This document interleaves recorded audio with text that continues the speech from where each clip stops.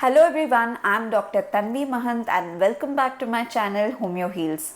I have been treating a lot of children's health problem and today we are going to talk about one such problem, that is bedwetting. So let's begin the video. Bedwetting, or what we also call as nocturnal enuresis, is a condition when the child passes urine during his sleeping time without waking up.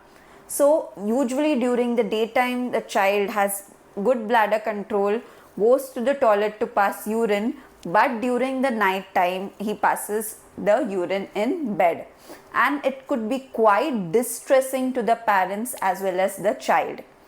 So this problem is usually seen in children up to 5 years because the bladder is still developing, but sometimes the problem of bedwetting can continue beyond 5 years till up to 10 years, which is a problem or concerns the parents, and it could be because of certain emotional causes, developmental causes, or medical conditions. Now, talking about a little bit about bladder physiology. So what happens, the bladder is a muscular organ which stores urine which is produced by your kidneys. Now when the bladder is full, it sends the signal to the brain to pass urine. But what happens in kids who have this problem of bedwetting, that there could be delayed in this signal, that the signal between the bladder and the brain is still not fully developed. The bladder capacity could be small, or there could be certain deficiency of hormone called as vasopressin, which usually decreases the flow of urine at night. So this could be certain issues in children with bedwetting. Now talking about what could be the causes. So the causes could be either emotional or certain anxiety and stress. I've seen this problem commonly in kids in families where there is a constant dispute between the parents, or where the child has been always looked down upon. For example, the child has an elder sibling who is very good at everything, and he's always been showed a inferiority complex. The child has always been scolded, suppressed. So where there is a lot of emotional dispute in the family, there could be sibling jealousy, there could be sudden change in the emotional pattern. For example, suddenly the child has been scolded, reprimanded, etc. So there could be certain emotional angle or emotional cause too, which I have observed in my practice. Also, it could be genetic, that the parents also had history of bedwetting and the child has developed. Or there could be delayed in bladder maturation. The bladder has not been fully developed. Sometimes it takes time. There is a problem, or that there is developmental problem, that the communication between the bladder and brain is still not developed.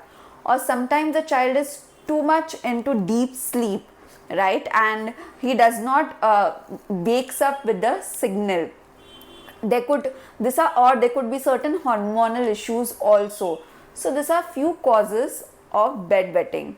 Now it's very important sometimes to understand certain emotional causes or genetic causes, developmental causes, but because that will help us with our homeopathic medicines. Now a lot of concern with the parents is that, is it something dangerous? So it is absolutely not. In majority of kids it is just a developmental problem, or it is because of certain emotional causes which can be managed with homeopathy. And I've seen usually with 6 months of homeopathic treatment the issue is solved and the parents did not need to worry. Sometimes if it is seen suddenly in certain older kids, it requires a thorough medical evaluation. Now talking about homeopathic treatment, it depends a lot upon the child's behavior, what is the disposition. As I said, some child could be, there could be certain emotional trauma, certain anxiety, fear. So we try to address that problem and give a homeopathic remedy. But saying that, I'll give you few examples. Now, for example, if the child is too fearful, there is a history of fright, after which the bedwetting has started, we have remedies like opium, we have remedies like stramonium, which acts very well. Now there are homeopathic remedies called creosotum or sepia, which could be used in kids if the bedwetting is during the first half of the sleep. Also, if there is no cause which is known, we can use remedies like equisitum, which could also help to solve this problem of bedwetting. Certain kids who also have certain other developmental problems, we can use thyroidinum. Saying this, there are many other homeopathic remedies which are also helpful depending upon the child, as every child is unique, and depending on the child's temperament, a homeopathic doctor will select a remedy. So do consult a homeopathic doctor, take a proper consultation, and only then give a homeopathic remedy for this problem. Now, apart from homeopathy, what changes you can make which will help the child with bedwetting? Firstly is that, limiting water before bedtime. So maintain hydration throughout the day, but before 2 to 3 hours before bedtime, do not give any fluids to the child. Also, before going to the sleep, ask the child to visit the washroom and pass urine. Keep a dim light, okay, so that the child is not scared to get up at night and go to the washroom to pass urine, or ask the child to wake you up, right?